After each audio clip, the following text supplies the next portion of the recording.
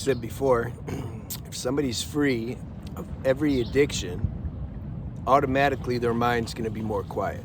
It's automatic. But we have to expand our definition on what addictions are if we really want to enhance our ability to do introspection. This is where it's at. Remember, you have your spiritual practice, but then you got to have introspection. You have spiritual level, you have practical level. If we don't honor the two, then we'll just become some non-dual parrot. If we just think spiritual, nothing exists and there's no addiction, so you don't want to do that. Or we'll be so identified with the material realm that there'll be no awareness of our spiritual nature. So then we'll just be another collective mainstream robot. So therefore balance, because we're in this human form. There's always something to work out. This human form is so susceptible to Maya and to all these things that it can get identified with. So introspection's a huge thing. I mean, if you want to accelerate this path to awakening, even though on a certain level we can't do anything, but there's a strong appearance that we can do something. And so I'm saying cooperate if the life force is urging you to look at certain things. Don't non-dual it away. The mind will come in and non-dual it away and then pretend like, no, I just see nothing exists. It's the mind saying that. Because the mind don't want to do the work. The mind wants to keep you asleep. But it's not going to tell you that. So it puts the spiritual hat on. It says, no, but there's nothing to do. See? So you have to somehow realize this paradoxical, this oxymoron principle. It's a spiritual oxymoron. There's nothing to do, yeah. You can't do anything, yeah. But there's a very strong appearance that you can do something, and there's going to be a lot of times you believe you're doing something. Cooperate with that. Okay, what are some addictions? You have the obvious drug addictions, alcohol addictions. You got food addiction, you got sex addiction. That's a big one, by the way. Go see my other channel, Beyond the Alchemy, if you haven't already. Our sexual energy is the energy that the consciousness needs for transformation. There's no way around it. Any true teacher or self-realized being, they protected their sexual energy. Look at Yogananda. If you read his book, Autobiography of a Yogi, look at all the miracles he's doing, especially, and also Jesus. There's been a bunch of people that have done miracles. It's not just Jesus. Why? Because I don't think he lost probably a drop since he was born. But that's it. He's an avatar. He was already realized when he came here. He still had to go through collective karma and struggle, of course. You don't escape that. You don't just show up already awake and you're just in la la land your whole life. You couldn't help anybody. You got to know what it's like to go through the grind. But I feel his tank was full of sexual energy because he didn't lose it, and the energy wasn't going down. It was sublimated. It's flowing. So it's opening all these channels, these subtle nadis inside our nervous system, our astral nervous system. And so automatically your perception, man, is just, your will is so strong. Yeah, you can do stuff. It's not a big deal. All right, so, got to go off on these little side things. So you have the sex addiction, food addiction, huge. I think it's more prominent for women, generally speaking, but still, it's big. Emotional eating, overeating, because it's like a drug. It's like a tranquilizer. Mind's loud. There's stress inside. Here, let me eat some hard to digest food, pastries. Give me some pastries. I never liked those. I'd have become a breatharian if it was easier. I didn't want to go through the whole transition period. I mean, take a couple lifetimes. You might have to die a couple times just to transition over. I had a friend, though, authentic friend. He was breatharian for 2 years, and he'll tell you. But then he's like, man, this is crazy. I'm too, way too sensitive. I want to be primitive again. Can't handle it. This isn't the plane. This planet's not the plane to experience your highest nature. It's just not. They'll kill you. So So you got the food addiction, you got all these other addictions I listed. Internet addiction's huge. This was born, it keeps increasing every year. They got now kids they got this diagnosis called digital dementia. You realize normally a person wouldn't get dementia till 60s, 70s. Teenagers are getting it. Why? Because they've been plugged into a video game since they were a baby, and it's just fried their brain. This technology will fry your brain. So careful. It's positive and negative, though. It's good. I'm glad they have it. I don't think I could work anywhere on this planet. Yeah, I used to have like 15 W-2s every year because it's like I just couldn't. I don't know how to do it. I don't get along. Like I don't know how to do it. I'm not from this planet. So I'm glad God gave this technology for me. But man, this is a vortex. People get sucked into this. I mean, I was on the plane going to Florida some months ago, and I was in the back, and there were 3 girls in the back. I don't know, 20s or something, and they're just on their phone the whole time. Even the plane's flying, they're still on their phone. I don't know now. Like, can you? I think because I was reading something on the back of the seat, said you can pay and you can be online even on the plane. But they're on their phone the whole time. And I just wanted to see, right? I just want to see, like, what the hell are you looking at? Like, what are you doing? And so I got in a position, played it cool, and I was checking. She's just looking at nothing. She's like in a trance. She don't even know. It's like a robot. She looks at her like WhatsApp messages. She just look through, okay, and then go to Instagram. Okay, I'm just look. Oh yeah. Go to TikTok. Oh yeah. And then go back to WhatsApp. I'm gonna go back to WhatsApp. Maybe something happened in the last 10 seconds. Oh, TikTok. Oh, this is a new video. Just in a loop. Over and over and over again. This is core. This is a huge addiction, but like nobody knows it. They got a 12-step program for almost everything. I don't remember what it's called. I don't know. Technology Anonymous or something. It's good though. It's good. At least they're bringing to awareness, like the people, like they have some consciousness that they're like frying their brain and they can't stop. That's the point. They can't stop. And everybody, from the baby up to the 100-year-old people, they're like a victim to this. That destroys your nervous system after a point of time. Hence, the kids getting labeled as digital dementia. So, if your nervous system, is restless all the time, you need to like figure out, what am I doing that's keeping my nervous system restless all the time? Well, if you're able to do that introspection, most can't even do the introspection. Their mind is so not quiet on any level. If they start to think, okay, now what's blocking me? Nothing. They can't. Their mind goes into oblivion. They can't even think. It's like, I don't know. This is weird. I need to get back online. Ah, yeah. Thank you. This is where we're living. So. That's why I like the villages. I liked when I went to all these countries I went to. I never went to the cities. Like, for what? What are you gonna like? Yeah, I'd go to these little villages, and they didn't know anything about that. And there's a peace there. There's a remembrance of like, this is medicine.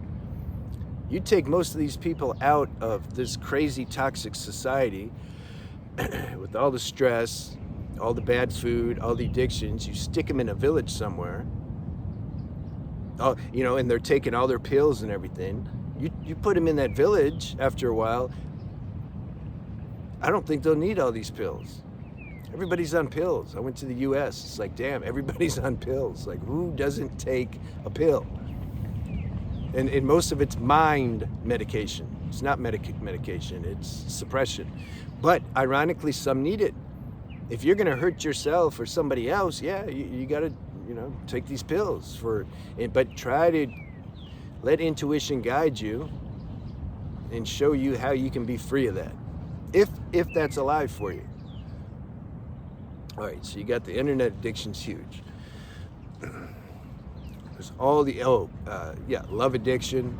You know, addicted to relationships. I made a video on my other channel because it's primarily a male audience, so I'm talking to them. But you can, you know, I had a girl channel too.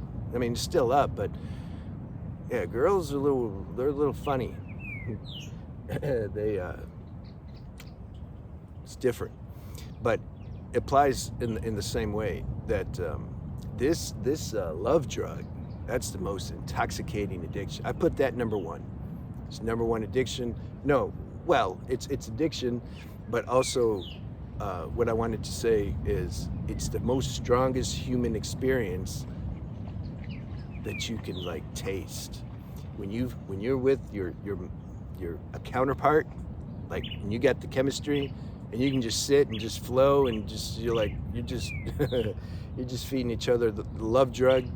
Man, that's strong. I've had that 3.5 times. So, but still duality. Ultimate highest experience or highest goal is to have this relationship inside with the source. This is highest. Everything else will get boring. Even this great, you know, love drug exchange.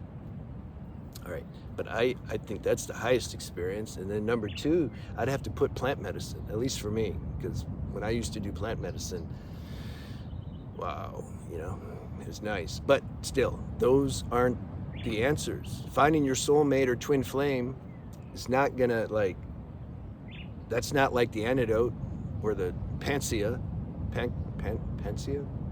something elixir to like, now I'm free. No.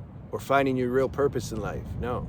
So these things I've just shared, the looking for the relationship, looking for the right purpose in life and all that, this actually is the main addiction. Addicted to thinking is the main thing. Addicted to experiencing, addicted to thinking.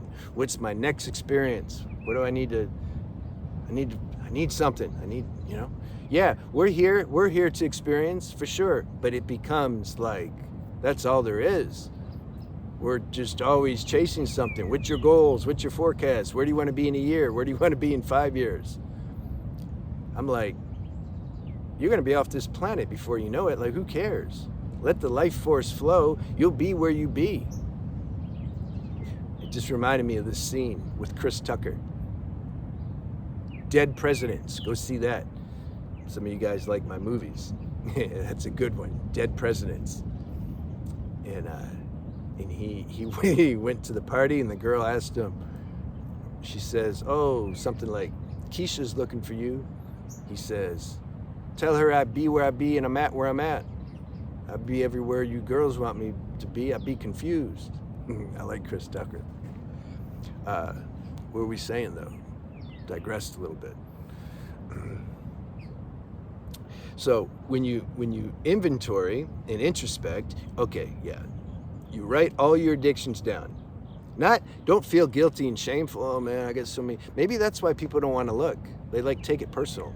Damn, I don't want to look at my darkness. I'm just gonna, oh yeah, it don't exist. Right, it don't exist. Write all that down, and then you start working on it. When you write it down, let the intuition and life force, the universe, which is what gives you the power to transcend your lower nature, it knows what to do. Just start looking at it, and then let it be revealed what you're supposed to do. Go to 12-step programs. I'm a proponent of that because you get support, you get fellowship. Everybody's working on the same thing. Some are at different levels than others. Is great. And pick one addiction. Get rid of the others. If you're drinking coffee, smoking weed, drinking alcohol, looking at the internet all the time, beating off, if you're doing all that, and smoking, and, just, for example, use tobacco. That's it. Use tobacco. Stop drinking coffee, stop alcohol, stop smoking weed, and stop being an internet addict, and stop beating off. Yeah, definitely stop beating off. And then you just focus like, okay, I'm not gonna do all that. But when the anxiety comes, when I'm starving the mind from all these drugs I was doing, do some tobacco. The best form of tobacco is you chew it, because when you smoke, it's a direct hit to the brain. It also stimulates the nervous system. I'm just saying, this is what I found to work. I've given people this advice. They've got off these pills they were taking. It worked. It works for some. But you find whatever. If you don't want to do that, then just find one addiction and do it. Find the addiction with the least consequences, and you do that one until these other addictions kind of fall away, and then you'll be able to let go of this last addiction also at some point. You just start working on it. So I don't know if I touched on the title much. I was talking about, I think, superpowers. People want superpowers.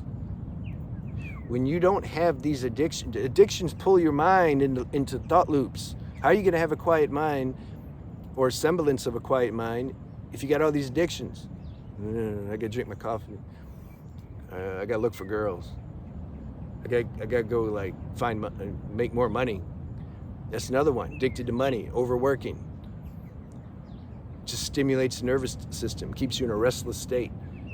You can't be aware of your true nature or have any real semblance of calmness if you're being pulled everywhere. That's what addictions do. They just keep pulling you in all these directions. All right, that's the purpose. That's why I said somewhere in a video, if you're free of addictions, you don't even have to meditate. You don't need to do yoga and meditate. You're already quiet. You can do it if the life force wants to do it because it's fun.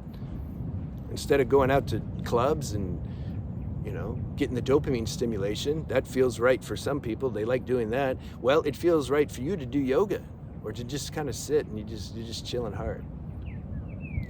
If that comes natural, then you do that. But you're not doing it as a technique to like feel better and get somewhere. That's what people do. They don't want to do the introspection. They want to bypass that. Let me just do some yoga. Oh, whoa, I'm really flexible. Damn, I'll probably be able to get enlightened quick. I'm just going to do that, and then that will just kind of make everything easy. I don't want to look at the addictions. That's too hard. You see? Mind makes everything backwards under the cloak of spirituality. If you're not being pulled in all these directions by these addictions and thought loops, you're going to be kind of chill. And then automatically you're going to recognize presence. Automatically, because the mind's not making noise. So then automatically you just recognize it. There was some villagers. It's said that the ones that discovered the primal orbit, this etheric field, right? The ethereal body behind the physical body, and realizing how the life force flows up and then flows back down through the spine. It said that the villagers discovered that without even trying. They weren't even trying to be spiritual. They had a normal schedule routine in their daily life. They got up when the sun was up, and then when the sun went down, they didn't have any electric, so it's time to go chill. So they'd just be laying there, but they're quiet because they have healthy lifestyle. And then automatically they would just sense, whoa, the life force, it's like doing this. They would just see it. They notice it. They weren't trying to be spiritual, but they had a quiet mind, quiet enough. You see? That's why I say sobriety will awaken your true spiritual power. All right? So good luck. Don't put a time limit on it. Oh no, I'm never going to be free. It doesn't matter. You just start. It's God's business. He's running this show. You have to taste what it feels like to struggle with addictions for a while. You have to taste what it feels like to try to transcend it. You have to taste what it feels like to fail. And then you have to taste what it feels like to succeed. Doesn't matter. You're on your path. Have the attitude that if I never get this, so be it. I'm going to die trying. And then you'll get it. There you go. But don't do it as a mind tactic. See you.